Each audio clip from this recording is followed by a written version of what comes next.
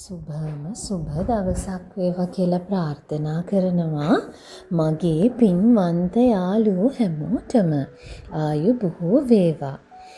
යාළුවනේ මම දැනගත්ත කරුණක් පිළිබඳව ඔයාලා එක්ක බෙදා ගන්න කියලා හිතුණා.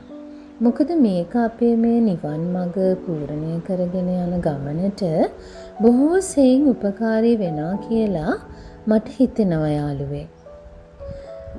අහලා තියෙනවද ඔය අපේ වැඩිහිටි අය නැත්තම් අත්තම්මල සීයල එහෙම කියනවා අපි මොකක් හරි නොහොඹිනා වැඩක් නැත්නම් නරක වැඩක් එහෙම කරෝතින් මෙයා නම් 6-4වත් දන්නේ නැහැයි කියලා. ඉතින් මට හිතුණා මේ 6-4 කියන්නේ මොකක්ද කියලා සොයාගෙන යන්නට. එතකොට මේ 6-4 කියලා හොයාගෙන යන වෙලාවේදී බුද්ධ දේශනාවේ තියෙනවා යාළුවේ 31 තලය. 31 තලය කියලා කියන්නේ මේ සත්වයා නිවන් මඟ අවබෝධ කරගන්නට පෙර සැරිසරන තලයන්. බුදුදහමේන 31 තල මෙහිමයි යාළුවනේ. අපායවල් 4ක් තියෙනවා. මේ මනුෂ්‍ය ලෝකයකුත් තියෙනවා. ඒ වගේම දිව්‍ය ලෝක 6ක් තියෙනවා. රූපාවචර බ්‍රහ්ම ලෝක 16ක් තියෙනවා. ඒ වගේම අරූපාවචර බ්‍රහ්ම ලෝක 4ක් තියෙනවා. ඉතින් නිවන් දකින්නේ නැතිව අපි මේ සසරේ සැරිසරන්නේ මේ 31 තලයන් තුල. එතකොට මේ 6-4 කියන්නේ මොකක්ද කියලා බැලුවොත් මේ ලෝකේ සැරිසරනකොට 6ක් කියලා කියන්නේ යාළුවේ දිව්‍ය ලෝක 6. ඒ කියන්නේ සුගති 6. සුගති සුව දෙන ගති. ඒ කියන්නේ හොඳ ගති. මනුෂ්‍ය ලෝකයේ ඉඳලා තමයි යාළුවනේ මේ දිව්‍ය ලෝක 6ට යන්නේ.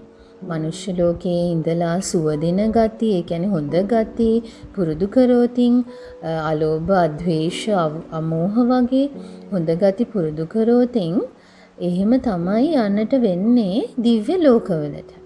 එතකොට 6 කියලා කියන්නේ අපායවල් 4. ඒ කියන්නේ නිරය, තිරිසන් යෝනිය, പ്രേත ලෝකය, අසුර ලෝකය වගේ දුගති, දුර්ගුණ තියෙන දුර්ජනයින් යන, ඒ කියන්නේ නරක වැඩ, නොහොඹිනා වැඩ, අසත්පුරුෂ වැඩ, අන්න ඒ වගේ දේවල් කරලා තමයි මේ සතර අපායට යන්නේ. ඒක අපි කොහොමද දන්නවනේ යාළුවේ. ඉතින් තව ගැඹුරින් ගැඹුර මම කරුණු කාරණා සොයාගෙන යනකොට මට හම්බුණා මෙහෙම යාළුවනේ. ස්වාමීන් වහන්සේලාගේ දේශනාවලින් ත්‍රිපිටකයෙන් තමයි මම මේවා සොයාගත්තේ. අපි මේ දැන් මේ ලෝකයේ සැරිසරනකොටනේ යාළුවේ අපිට හම්බ වෙන්නේ දිව්‍ය ලෝක 6කුත් සතර අපායකුත්.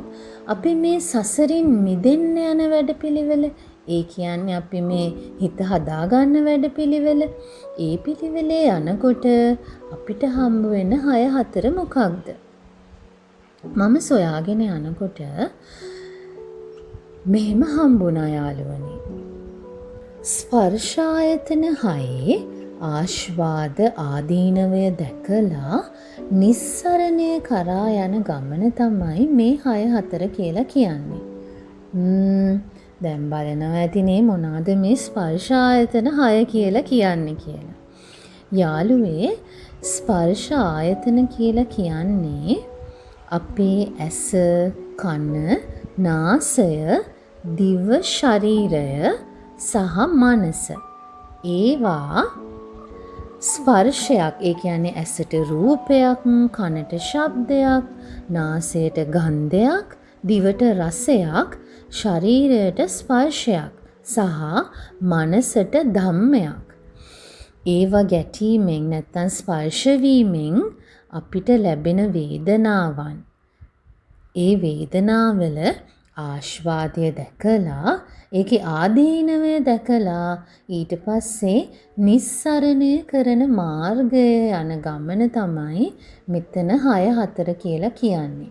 ඒ කියන්නේ ලෝකයෙන් එතෙර වන මාර්ගේ, ලෝකෝත්තර මාර්ගේ 6-4 කියලා කියන්නේ ස්පර්ශ ආයතන 6 ආස්වාදය ආදීනවය දැකලා නිස්සරණය කරන මාර්ගය. එතකොට දැන් ඔයාලා බලනවා ඇති මොකද්ද මේ නිස්සරණය කියලා කියන්නේ. නිස්සරණය කරනවා කියන්නේ යාළුවේ ආස්වාදයේ ආදීනවේ හඳුනගෙන එයින් අපි මිදෙන මාර්ගය. බුදුරජාණන් වහන්සේ මේ නිස්සරණය ගැන කියලා තියෙනවා යාළුවනේ කූටාගාර සූත්‍රයේදී. බුදුන් වහන්සේ කූටාගාර සූත්‍රයේදී මේ උඩුමහලක් සහිත ගොඩනැගිල්ලකට උපමා කරලා තියෙනවා. ඒ කියන්නේ යාළුවේ උඩුමහලක් සහිත ගොඩනැගිල්ලක් ඉදි කරනකොට පහළ කොටස ඉදි කරන්නේ නැතිව අපිට උඩ කොටස ඉදි කරන්නට යන්න බැහැනේ. ඒ වගේ තමයි චතුරාර්ය සත්‍ය නිවැරදිව අවබෝධ කරගන්නේ නැතුව මේ දුක සම්පූර්ණයෙන් අපිට කෙලවර කරන්නට බෑ. එතකොට චතුරාර්ය සත්‍ය දැනගැනීම තමයි මේ නිස්සරණයේ තියෙන කාරණාව. එතකොට කූටාගාර සූත්‍රයේ මෙහෙම සඳහන් වෙනවා.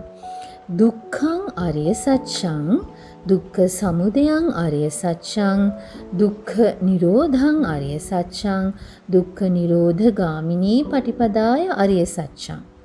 ඒ කියන්නේ දුක්ඛ ආර්ය සත්‍ය.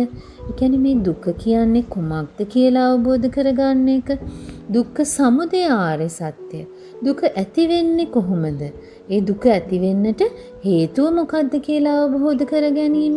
ඊළඟට දුක්ඛ නිරෝධ ආර්ය සත්‍ය. ඒ කියන්නේ මේ දුක නිරෝධ කරන්නට පුළුවන්, අන්නේ නිරෝධ කරන්නට පුළුවන් කියලා අවබෝධයක් ගැනීම සහ දුක්ඛ නිරෝධ ගාමිනී පටිපදා ආර්ය සත්‍ය. ඒ කියන්නේ දුක නැති කරගන්න, දුක නිරෝධ කරලා මේ සසරින් මිදෙන්න මාර්ගය අන්නේ අවබෝධ කර ගැනීම දුක්ඛ නිරෝධ ගාමිනී පටිපදා ආර්ය සත්‍ය වෙනවා. ඉතින් ඕක තමයි යාළුවනේ කූටාගාරයකට උපමා කරලා බුදුරජාණන් වහන්සේ නිස්සරණය ගැන, ඒ කියන්නේ චතුරාර්ය සත්‍ය ගැන අපට කියලා දුන්න උදාහරණය.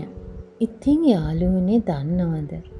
අපි මේ සිත හදන වැඩපිළිවෙල නිතිපතා පුරුදු කරනකොට මෛත්‍රී භාවනාව වඩලා ඒ වගේ මේ විශ්වයට ස්තුතිවන්ත වීම අන්න ඒ වගේ දේවල් කරලා අපේ මේ සිතේ තියෙන කෙලෙස් පුදිය අයින් කරගෙන යනකොට අපි මේ සිත දිහා බලාගෙන ඉන්නකොට යාළුවේ අපි නොදැනුවත්වම අපි මේ ආස්වාදය ආදීනවය දැකලා මේ නිස්සරණය කරන මාර්ගයේ චතුරාර්ය සත්‍ය ධර්මය අවබෝධ කරගන්න මාර්ගය වැඩෙනවා යාළුවේ.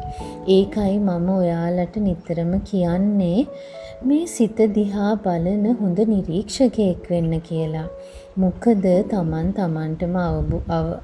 තමන්ටම අවංක වෙලා මේ ගමන යනකොට ඒ ආස්වාදය දැකලා ඒකේ ආදීනවය හොඳටම අපිට අඳුන ගන්න පුළුවන්.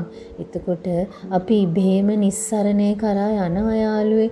මොකද මේ නිස්සරණයේදී අපි දකිනවා අපි තණ්හාවෙන් අල්ලගෙන වදාගෙන තණ්හාව ඒ වගේම නපුරුකම වෛරය ඒ වගේ දේවල් නිසාම තමයි අපිට මේ සසරින් මිදෙන්නට බැරි කියලා. ඉතින් යාළුවනේ අපි අද ඉඳලා පුරුදු වෙමු. මේ 6-4 හරියට දැනගෙන මේ සසරින් මිදෙන්නට අපේ සිත ගැන හොඳ ගවේෂකයෙක් වෙලා හිත ගැන හොඳ අවබෝධයෙන් කටයුතු කරලා මේ සසරින් මිදෙන්න යාළුවේ. ක්‍රිකට් මැච් එකක් ගහලා හොඳ 6-4 ගැහුවාම අපි දිනනව නේද? ඒ වගේ අපි මේ සසර කියන මැච් එක දිනමු යාළුවේ. මේ 6-4 හොඳට අවබෝධ කරගෙන අපි මේ සසරින් මිදෙන වැඩපිළිවෙලේ යෙදෙමු යාළුවේ. ඉතින් ඔයාලා හැමෝටම ඒ වැඩේ කරගන්න ශක්තිය ධෛර්ය ලැබෙන්න කියලා අදිෂ්ඨාන කරමින් හැමෝටම සම්මා සම්බුදු සරණයි. සියලුම දෙවි දේවතාවුන් වහන්සේලාගේ පිහිටයි.